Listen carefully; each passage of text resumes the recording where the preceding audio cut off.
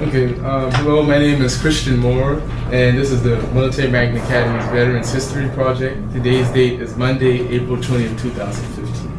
Can you please give your name for the camera?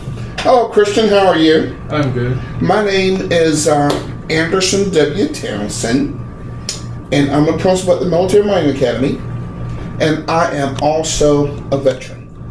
I served on active duty for 26 years. And first off, before we start, I want to thank you for taking the time out to do this interview today. Anytime. So, can you tell me a little bit about your childhood? Yes, I was born and raised in North Carolina.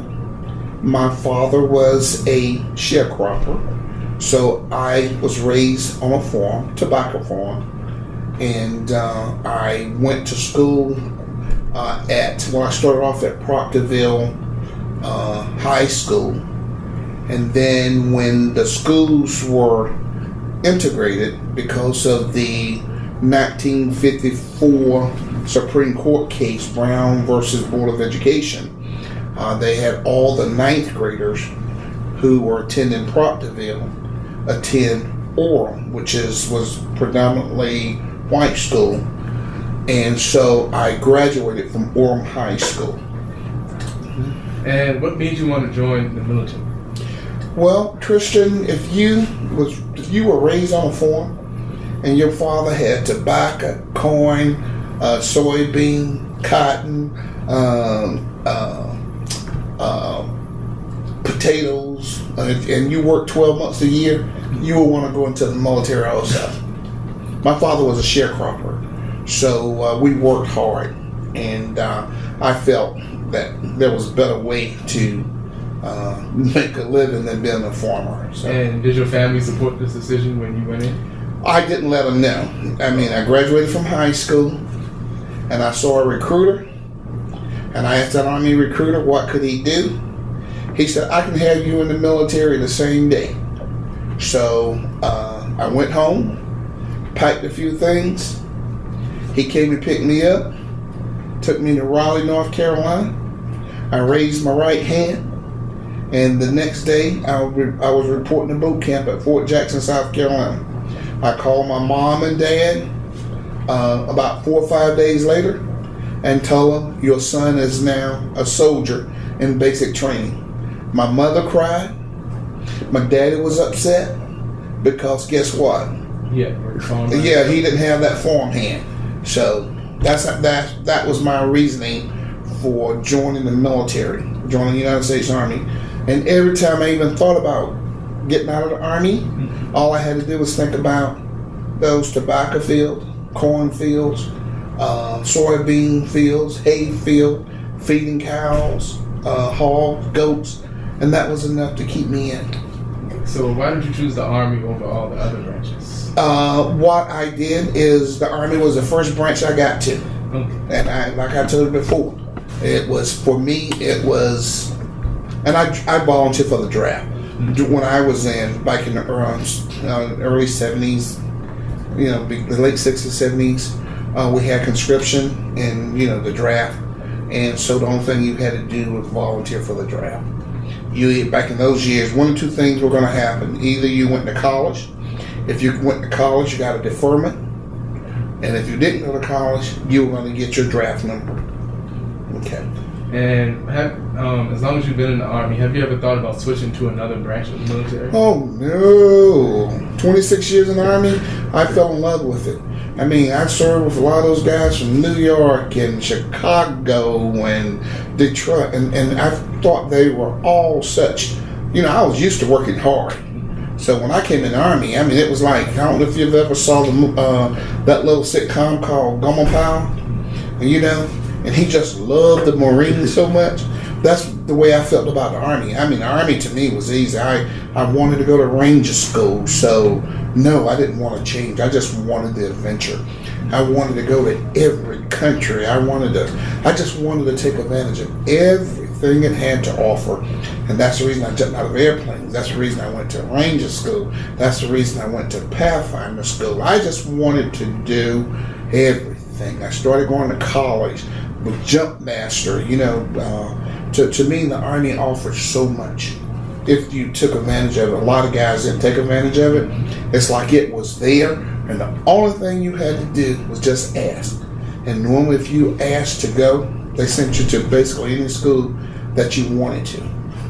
But no, I could not see myself changing to any other branch. I was in the 82nd Airborne Division, and back in those years, if you were in the 82nd Airborne Division, you were number one, and we were proud. You know, where are you at? What unit? 82nd Airborne Division. Who? What? Okay, so what are some personal core values that you have? Well, my personal core values as I attained rank, as I attended, my professional development schools, and that's one of the things the Army starts teaching you, those core values, things that, mean important to me, integrity, patriotism. I mean, those things were very important to me. Loyalty to the country, loyalty to my unit, loyalty to the men that I served with, integrity to one another. Once you serve closely with soldiers, group of men, your integrity means everything, because that's all you have. Your work ethic. If you're a member of a team, you want to work hard so that as a team you grow together, you coalesce. Those are the type of things that meant more to me than anything else. Okay, do you think that you could have learned these values anywhere else other than the military? Yes, but not to the degree. There's no organization I feel that can replicate the camaraderie, the teamwork that you have in the Army. Understand that you're with those soldiers or your fellow comrades 24 hours a day. I mean, I could go and work for a company, but normally when you work for a company, at 4 o'clock you go home. In the Army, more so, and I'm talking the Army, and the Marines, Marines do the same, Air Force, but I'm talking the Army because that's where I was at. And I know that once you're in a unit, you're with those guys so much. You go to the field for months at a time, 24 hours a day. You see the same guys, and you learn that if you're going to accomplish the mission, that you have to depend on one another. I love my brothers and sisters, but I can tell you that I've met some of my team members that meant just as much to me as my actual brothers and sisters. I contact guys I served with 20 years ago. We still contact one another every week. So. And what do you think the military does to instill those values in the soldiers? Well, first you become loyal to one another. Like I said, you don't want to let your team member down. And then you have to accomplish, the job, a mission. And because that accomplishment of the mission is so important, it instills those values in you. Accomplish the mission. That's it. And more so than anything else, you have to accomplish the mission. You take care of your soldiers and you accomplish the mission. And the Army, military, instills you have to accomplish the mission. And that becomes the number one, priority, because you're talking about protecting, serve and protect. You're protecting your nation. You're protecting your peers. You're serving your country. You become a public servant. And one thing, as you stay in the organization, it becomes important to you. That's your number one priority. And how many places has the military taken? So many I can't count. I've been, maybe not lived in the country, but I've probably been in half the countries in the world. And from Panama to the Middle East to Alaska to Brazil, Peru. I've been in so many countries, and that's what I went in for. I went in to venture, to take advantage of just seeing the world. Mm-hmm. And out of all those places, what do you think was the best country and the worst country that you had to stay in? Well, the first thing you learn is how important your country is. I think that's what I learned more than anything else is when I was in Korea, and I went to Korea for the first time as a young soldier, and I had to stay over there a year. It made me realize that we have a lot of faults in the United States, but there's no other country like the United States. There's no other country that offers the opportunity like our country. You find out why so many people try to come to the United States. The United States is the best country in the world, and it only takes a soldier to go overseas a few times to some of these other countries to realize that. And while you were in the military, did you ever have to go into combat? No. My closest I did in the Middle East, and where I was at, we had mines and those type of things, and I had soldiers. We had soldiers there, but that's about the extent. And after you came home from deployments in other countries, was adjusting the life back at home as like a normal person, was that difficult? Well, it was. Let's say in Korea, you're over there, you're in a semi-combat situation, rules, and you're not in charge of your family. Your family becomes those soldiers beneath you. When I was overseas, every time I was sergeant, I was a platoon sergeant, first sergeant, so I always had soldiers. And so when you come home, especially if you're married like I was, and you have a wife and several children, the wife has always, she's in charge of the household. And then you come home, and it's not easy for her to say, okay, you take over. So there's a lot of adjustments to do. And there's a lot of adjustments because what soldiers go through, most people don't go through.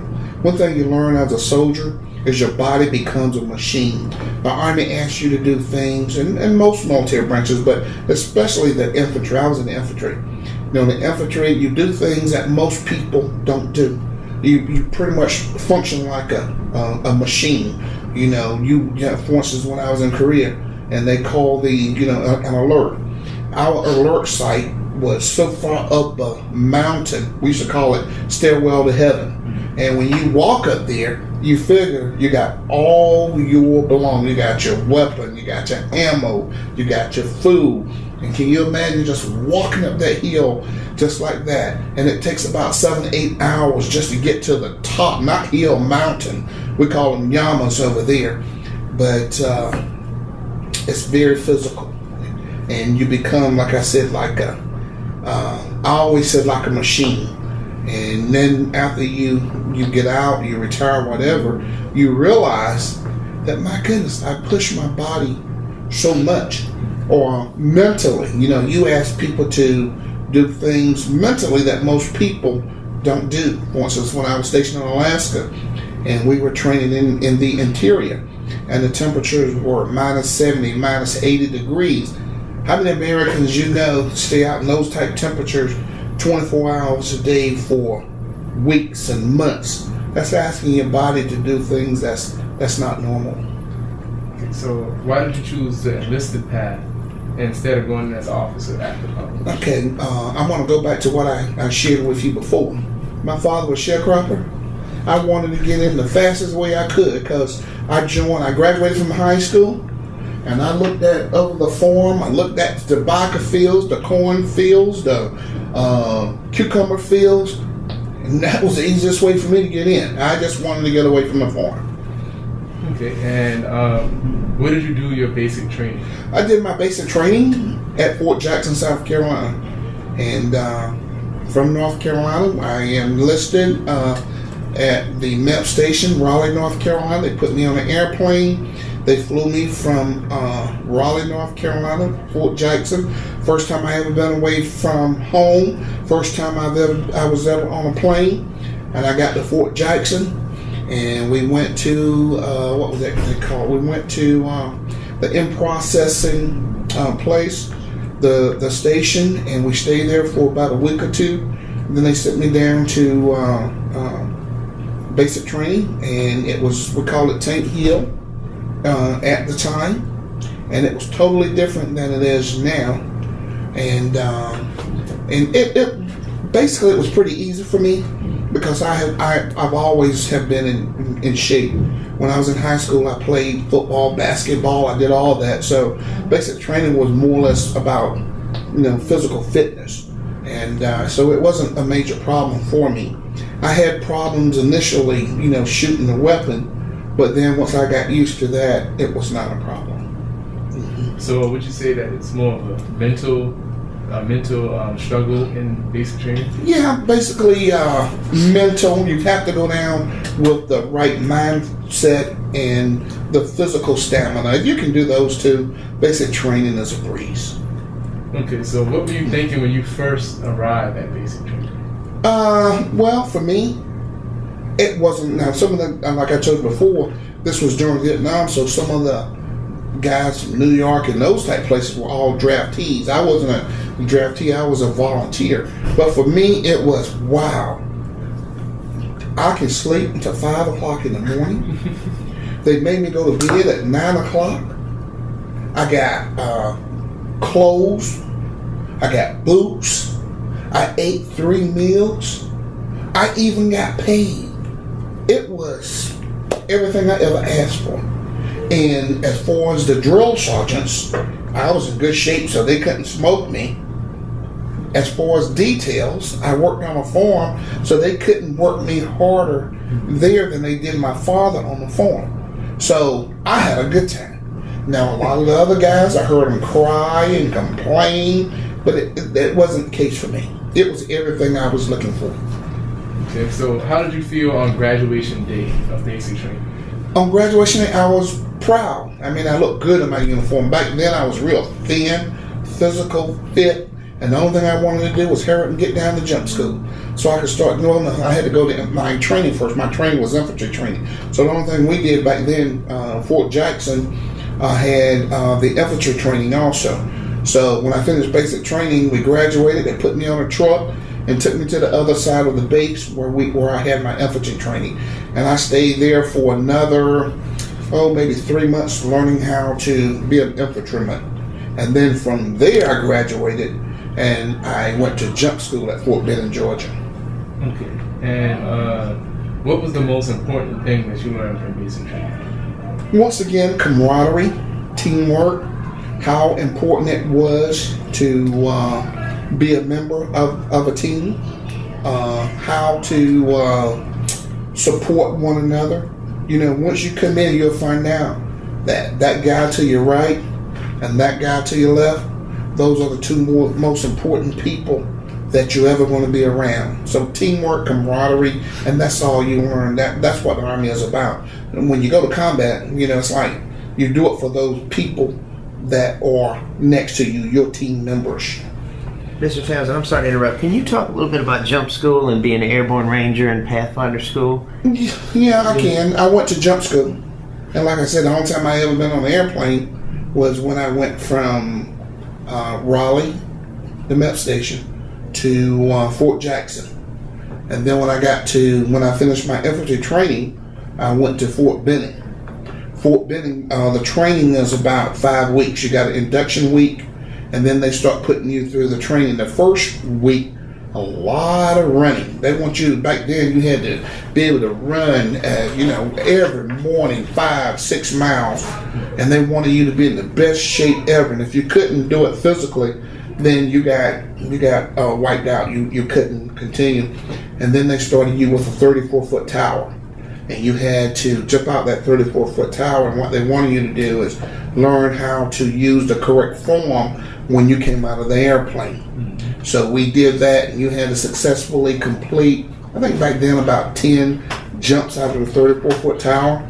Then the next week, they took you to the 250 feet tall towers, and they take you up all the way to the top of the tower, and then they'll let you go. That's your chute. And it's just like, you're jumping out of a plane. And you have to do, I think, 5 jumps like that, and you have to land successfully because they spend a lot of time on PLFs. And PLFs are parachute landing fall. Because the most important thing about jumping out of an airplane, is landing, because if you don't land properly, you're going to break something and you won't be any good. And being an infantryman jumping out of an airplane, as soon as you hit the ground, you got to be prepared to go. So that's the second week. And the third week, they actually take you up in the plane. And back then, we jumped out of the C-141 and C-130. Those are the two planes that, you know, we used. And the first time I went up, you know, they got all these paratroopers in the plane. Everybody's scared because this is your first jump. And so when they give you the jump commands, you know, the jump commands are, you know, I forgot I was a jump master, so, you know, get ready. You saw it on TV. Stand up, hook up, shuffle to the door. And then when you get to the door, you got to take that position at the door. Now, you think that a man only done on a plane one time, you stand up in that door and you look out. Now, can you imagine looking out and seeing that ground? And then he check, go! And then you jump. And then that's when, you know, your canopy opens, and it's one of the most serene feelings you'll ever have. But the bottom line is you're trained for it. I mean, we went over that so much that your training takes over. And that's what we try to emphasize here at school. If you do something and you feel really comfortable, the training will take over and you will do it masterfully, the way it's supposed to be done. Most of those guys that got on that airplane with me, most of those guys were so scared they closed their eyes. And the only thing they did was just took commands. And the training, your adrenaline is so high, but the training that you receive is what takes you through what you have to do. And that's why the Army covers everything you do so many times. Let's go over it and over it and over it and over it. So then when you have to do it, guess what? You do it automatically. You do it, you know, instinctively. You just move. And that's the same way with Ranger training, airborne training, everything over and over again. And jumping out of an airplane was not enough for me. Like I said, I wanted it all. So when I got to my unit in the 82nd Airborne Division, it was some pretty sharp soldiers. And I said, if I'm going to be one of the sharpest soldiers there, then I needed to do something else. So that's when I told them I want to go to Ranger School. Didn't know how to swim. In order to go to Ranger School, you had to be a strong swimmer. I had been in the 82nd for about 3 years. And I felt something was missing. I was just an average. I mean, if you weren't a Ranger, to me, you were average. I had, you know, I was jumping out of airplanes. I was doing the infantry hardcore stuff, but it wasn't enough. And so I told them I wanted to go to Ranger School. And guys said, if you go to Ranger School, you got to know how to swim. You got to be a real strong swimmer. I knew I was strong enough physically. I knew I was strong enough mentally, but I couldn't swim. And so I said, well, you know, I'm going to go to Ranger School. And I put in my paperwork. And I'll never forget it, in November of 1973, I put in my paperwork, go to Ranger School. And I said, well, if I put it in now, that means normally it takes about 8 months to get the paperwork processed. So I said, I'll put it in now, and then maybe I'll go to Ranger School in June. And that'll give me a chance to learn how to swim. So my unit in the interim, after I put in my paperwork, we went on a mission to down at, you know, in Fort Bliss, McGregor Training Center. And we stayed down there all up until Christmas, right before Christmas. So when we got back to Fort Bragg, the guy, the unit clerk came out, Townsend. I said, yes. He said, you got orders from Ranger School. I'm thinking in the summer, about June. I said, well, good, I'm glad. He said, but guess when? He said, you got the first class in January. Nobody wants to be a winter ranger. If you know, a winter ranger, that January is cold, miserable, and then plus I hadn't taught myself what? How to swim. I said, oh no, what am I going to do? I only had a few weeks before I had to report to Ranger School. And I couldn't swim, and that was one of the major portions, the swimming portion. So what I did is every day, and you had to swim with you have to understand, you had to pass a swim test with your Army boots, Army uniform, your weapon, and all your gear in your rucksack. And if you couldn't do that, you got put out of school. You couldn't pass. And so I started going to the swimming pool. Didn't know how to swim, had nobody to teach me. I just started jumping in. And the guy told me about dog paddling. Never heard of dog paddling before. But he said, if you can swim like a dog, he said, you can do it. And so so I jumped in the pool and I just started keeping my hands and feet under the water and just started doing it like a dog. And I started making more progress. After I got used to it, I would go look farther, and then next day farther. And so I felt comfortable. So I started doing it with like my boots on, and did it that way. And then about the third week, that's when I started doing it with my weapon and rucksack. And I found out that I could, as long as I didn't try to do this, as long as I could do dog paddle, I could do it. So I could go to the end and then come back, and so I did that enough. So when I got down to Ranger School, not gonna believe this now, when I went down to Ranger School, there must have been, oh my goodness, must have been 700-800 men who were going out for Ranger School. And so we went through all the tests. You got to do the physical running test.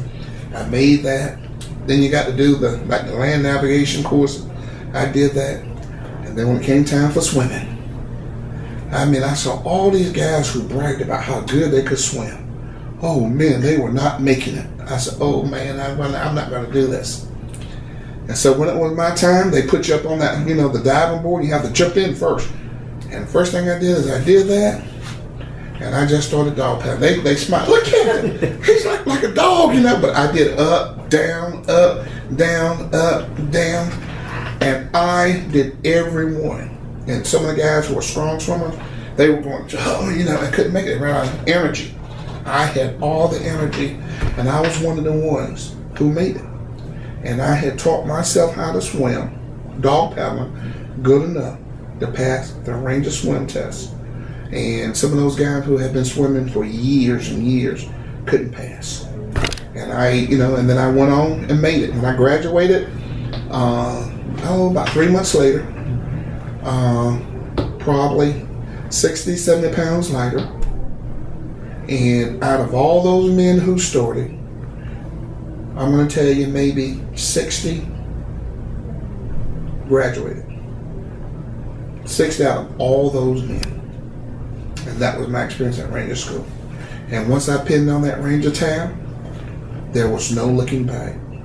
It was like that just paved the way, because I got everything I ever wanted from the military, promotions, always what we call the secondary zone. I got any assignment I wanted, and it was probably one of the best moves that I ever made. So how did it make you feel the day that you graduated from Ranger School? Got your Ranger. Yeah. Well, I felt that I was one of the best. You know that song you played? Why do you think I like that Green Beret song so much? If you listen to the words of that song, and that's in my head, you remember I told you guys what the words of that song was? This one guy, is make my son one of the best, make him a Green Beret, and he's, all that training is pretty much the same, but that's one of the closest songs I think connected to what I felt that I went through. You're willing to protect and serve. This guy, young guy, came in the Army like I did, and he went to Special Forces training, and he felt so strongly about his training that when he went to Vietnam, here's what he said on his dying bed, he said, make my son one of the best, make him a Green Beret. And then it says, back at home, a young wife waits, her Green Beret has met his faith, given his life for those oppressed. And see, that's the reason when I tell you guys, words mean a lot. And once all that's ingrained in you, and you listen to those words, you're willing to do anything. And that's the way I felt. I just felt that I could do anything. Okay. So, would you say that being a Ranger was one of your favorite jobs in the military? Yeah, I would. And then back then, when I went to Ranger School, we didn't have the Ranger battalions. All the Rangers were pretty much at 82nd Airborne Division, Fort Bragg, And once you became a Ranger, especially in the 82nd Airborne Division, yeah, you were special. And I was the Scout Platoon Sergeant and all that. So definitely, I felt was very prestigious completing that school. Okay? And it like I said, for me, I needed that. I needed to prove to myself that I could do anything that I wanted to do. Hey, Mr. Townsend, while we have you here before we run out of time, before you have to leave, I just want to ask about, and I want maybe Christian, if you had any questions in regard to this, ask about your getting out of the military and transitioning into education, and maybe some of your ideas about education and the school, if you would like to talk about that. All right, good. Once I decided to retire, I had always thought about being a school teacher, and I wanted to share. All this goes back to, you remember when I told you the reason I went into the military, my experiences in the military. But I wanted to share with those young people. I have two sons, and I felt that I had given so much to the military. Really, I was, loved my boys, I was home all the time, but I was gone so much. And I felt, it was time to give back. So I said, you know what? One of the best ways I feel like I could give back to this country, back to society, was to share what I learned in the military. And I felt the best way to do that was to become a school teacher.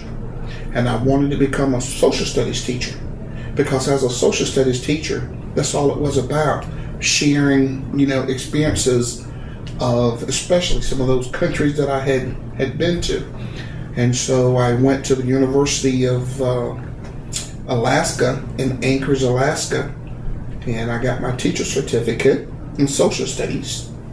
And when I decided that I didn't want to remain in Alaska, I went online and I saw that they were starting this military magnet middle school.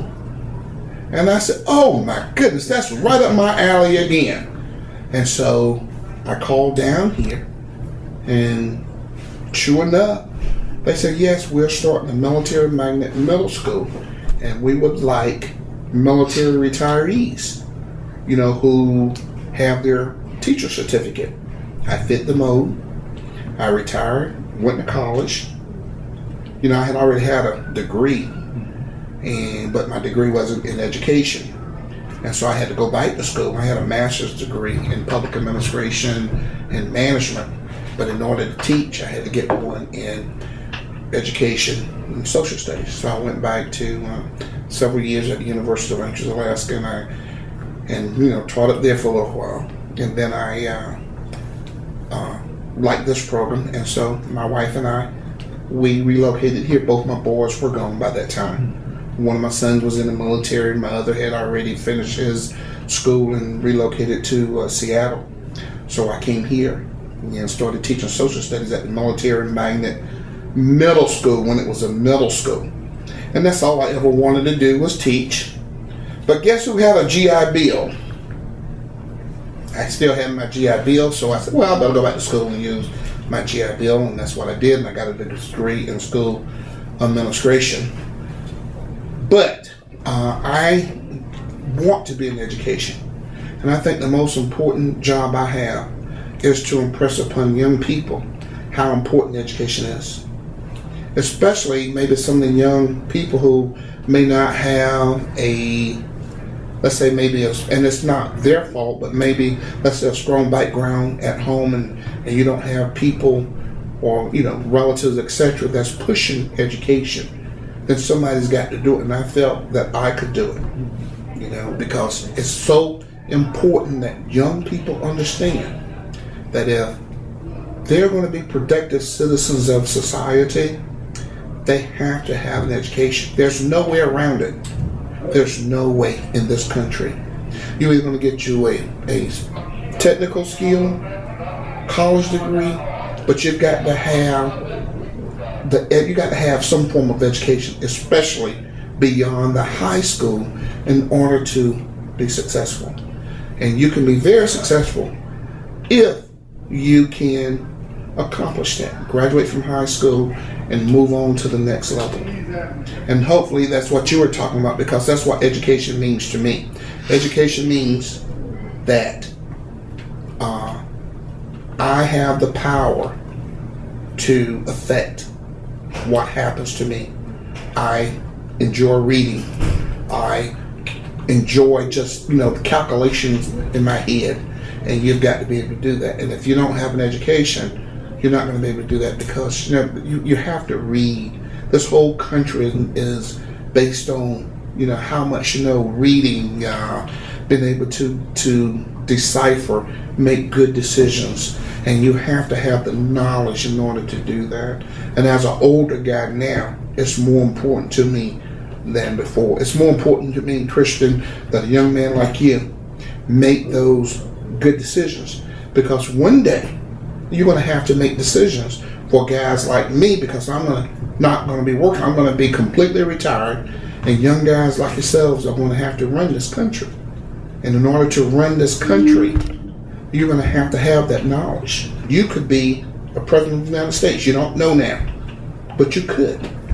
And if you're going to be the president of the United States, you're going to have that knowledge. If you be a governor, you could be a governor. I mean, you could be any type politician, okay? You could be a policeman. But no matter what you decide to do, you got to have the education to do it. And that's the reason why I wanted to get into education, is to share with those young people, okay? And how do you feel when graduates of the military magnet come back and tell you that you were the one who influenced them or helped them to get where they are today? Well, that, and funny you should ask that. That's the question I ask all the graduates. And I ask what, not only me, but what did we do as a school to prepare you, and did you feel that you could compete? When the students that come back to the Military Magnet Academy and they tell me, Mr. Townsend, I think you guys did extremely well, and I can compete with any student at that school. And when I hear that, that lets me know that the school, teachers, all of us as a whole, we've done what we needed to do to help Christian and others, other graduates, prepare for what they had to do. And I ask that question to everybody. And I do. I tell you guys that. Okay? And all of our students so far, they all say, regardless of regardless of what their GPAs were, one thing that they learn is I learned the self-discipline to do what it takes. You may not be as smart as somebody else, but as long as you know that you will have to stay there and study until you get it, then we've mastered what we needed to do. And when you get that feeling, you feel like, just like I told you, the accomplishments when I graduated from Ranger School, basic training, you feel that sense of accomplishment. Okay? And going back to the military, what made you decide that you wanted to become a sergeant major? A command shop major? Well, it wasn't me who decided. It was one thing about the military. Promotions are based on your hard work, your accomplishments. It's based on a whole person concept. For instance, when it was time for me to make staff sergeant E6, I'm competing against everybody else. And the guy who had made the most on the physical training test, the guy who did the best on his what we call MOS test, the guy who had the most schools. And so that's what I did. Like I told you, I always looked to my left, right, and I knew what I had to do to compete. I knew that if I went to Ranger School, once again, I knew that if I went to Ranger School, I'm going to be one of the top, because I know everybody can't make it through Ranger School. And then plus I'm in the infantry. People run from the infantry. Why run from it? See, I went in the infantry knowing that one of the quickest ways to make rank, especially during a war or during a combat situation, is to, be in the infantry. So I knew, okay? And I got promoted to sergeant major very quickly. Every rank I had, I got promoted very quickly. And what steps did you have to take to prepare yourself for such a high and respected position? Well, I mean, as I shared with you before, one thing about the military is from the time you come in until the time you get out, whether you ETS or retire, you are being observed. And you have to have certain core values. As long as you don't violate those core values, you should reach your plateau.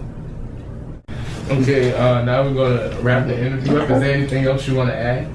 No, I would just like to say, and from the bottom of my heart, and I'm glad you're doing this interview on veterans, the military, because I think for me, it was probably one of the best decisions that I could have ever made to come into the military immediately after high school. And I think it's a good move for a lot of young people, especially young people who have not made a decision on what they're going to do.